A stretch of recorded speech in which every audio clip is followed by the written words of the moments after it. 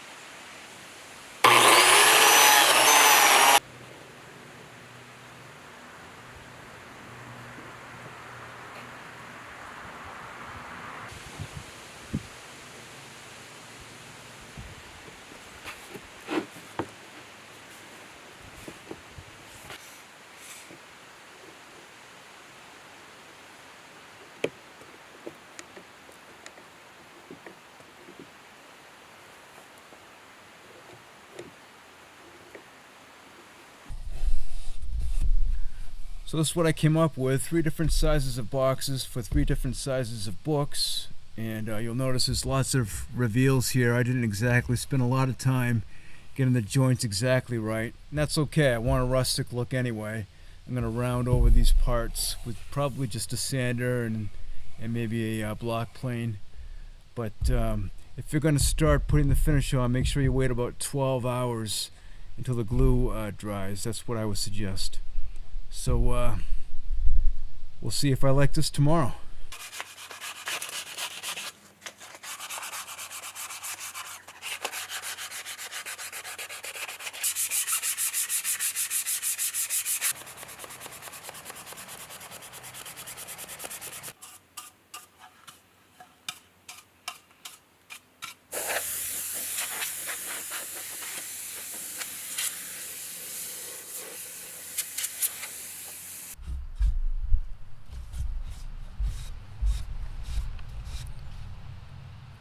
So this is what I did. I used a gel stain. It's called Hickory, and it needs to be touched up a little bit, but I'm going to touch it up when I mount them onto the flanges. Gel stains are great because they don't soak into the wood, and so if you want to refinish an old piece of furniture, you don't have to take it down to bare wood. It works pretty much like a paint does, and you can distress it any way you want to. You could achieve the same effect by using finish and mixing a little bit of sawdust in with it, but this is as far as I'm going to take it right now, so I got to mount them.